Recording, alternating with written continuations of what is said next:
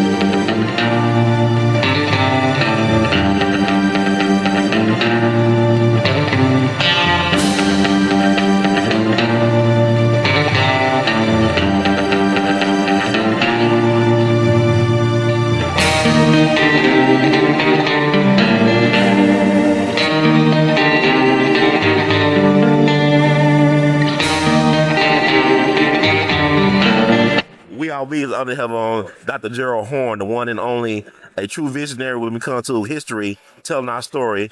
How you doing today, sir? Fine, thank you. I just want to ask you about your premise about the Revolutionary War and why it was really fought. Can you just get into that a little bit for us? Well, you're asking me about my new book, The Counter-Revolution of 1776, Slave Resistance and the Origins of the United States of America.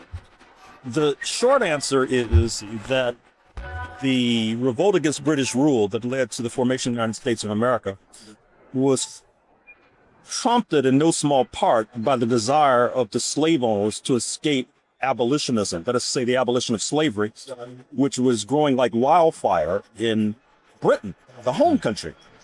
You may know about June 1772, Somerset's case, which seemed to suggest that slavery, which was abolished in England in that particular case, would then be crossing the Atlantic and be abolished in the empire, which would have jeopardized major fortunes.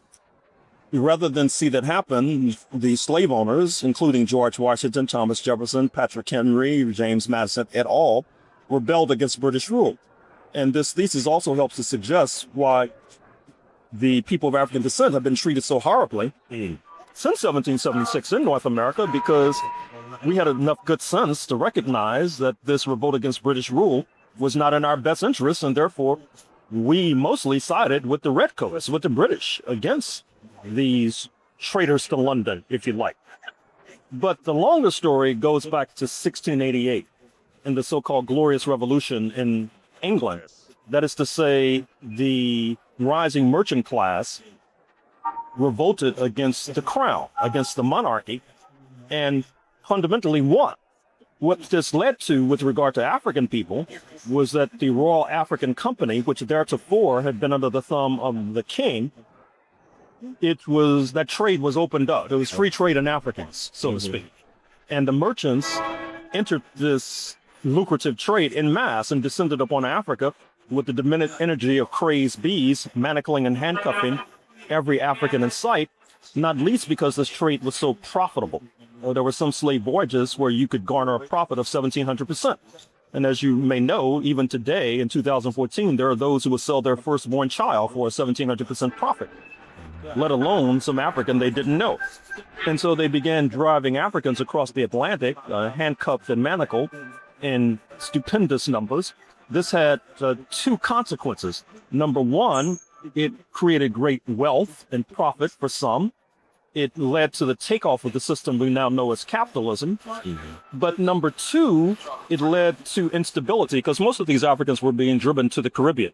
Up until 1750, London saw the Caribbean as being more profitable than the North American mainland.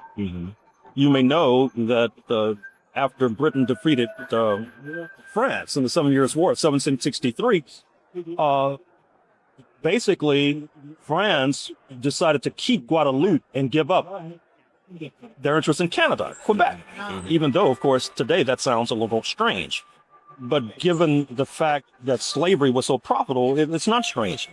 In any case, with the slave revolts that are taking place in the Caribbean, efforts by the Africans to liquidate the settler class, you have many of the settlers deciding to move in mass, making the great trek to the North American mainland.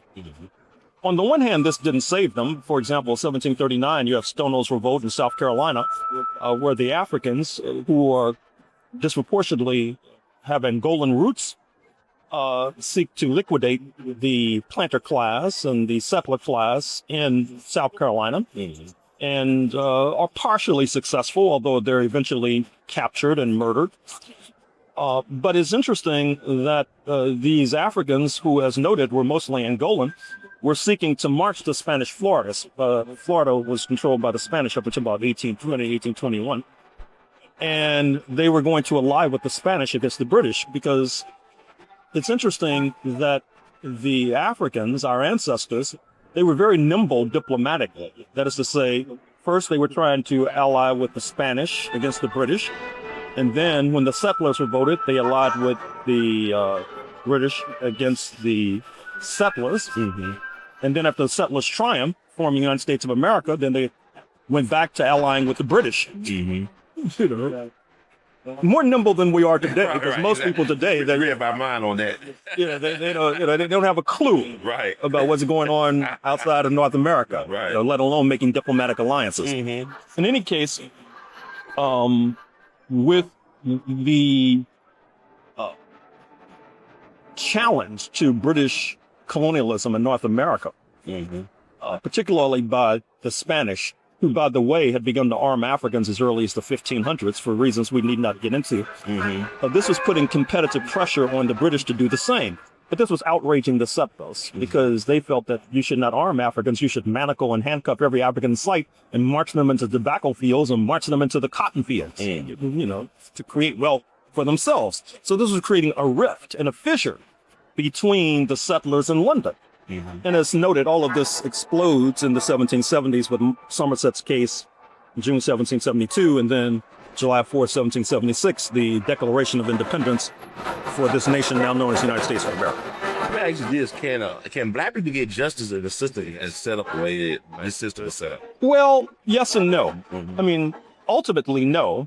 But in the short term, yes, in the sense that if we do what our ancestors did, forge diplomatic alliances, rely upon global pressure, because I've argued in a number of books that it's global pressure that has brought us to this point today. It's global pressure that explains why we're sitting in the Peabody Hotel, where, as a few decades ago, they would have chased us out of here with a stick. At best, if we were lucky. So it depends. Well, actually, this because you said global pressure. And I was thinking about, I had covered Ferguson. I went up there in the Mike Brown situation. Sure. So, man, it was because of global pressure that the United States really responded. Absolutely. RT. I'm on RT all the time. I was just on there on, this is Monday. Okay, wow. From Moscow. But, if you look at the coverage of Ferguson, RT was better than CNN, MSNBC, and, the Iranians covered it. The China Daily covered it. And that's really what prompted the pressure. Because if you look at the polls, the majority of Euro-Americans don't even see what the big deal is with regard to Ferguson. So what are these Negroes complaining about? And even if you look at those who you would think would be our allies, such as the AFL-CIO and their leader, Rich Trumka, he gave the speech in St. Louis a few days ago that was terrible. Embracing Darren Wilson as our brothers. He said that in a speech in St. Louis.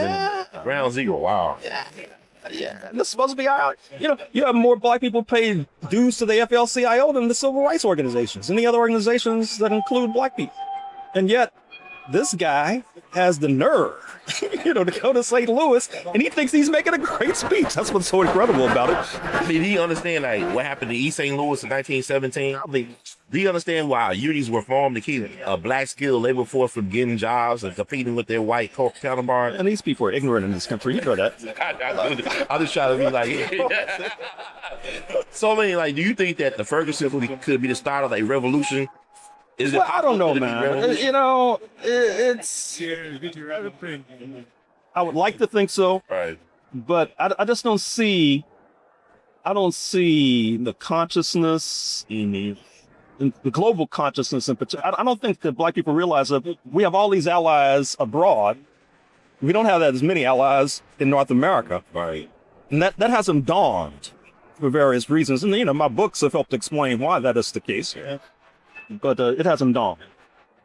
I mean, who been really responding to your book, like on the street and stuff? Who you get the most response from? Well, it depends on the book. Okay. I mean, the 1776 books has gotten a great response from the Black community.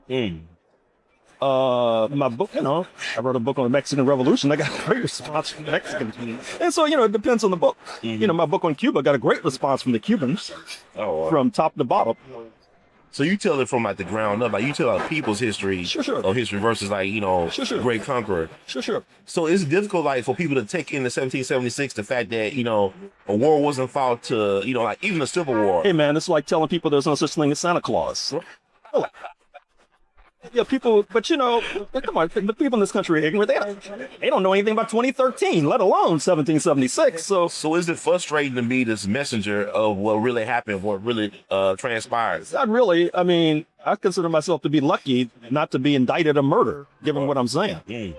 So no, I don't feel frustrated. I feel lucky, given how this country deals with people with dissident points of view.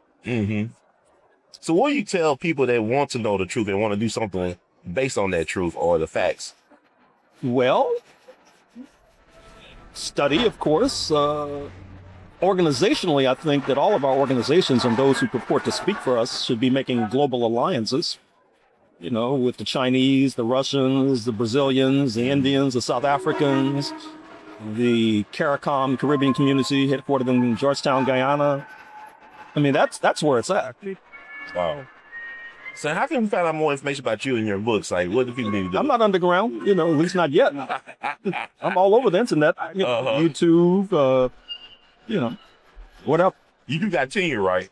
Oh, sure. That's good. That's a good thing. That's good. Well, Dr. Gerald Horne, I want to thank you so much for taking time out your busy schedule to bless us with your information and insight.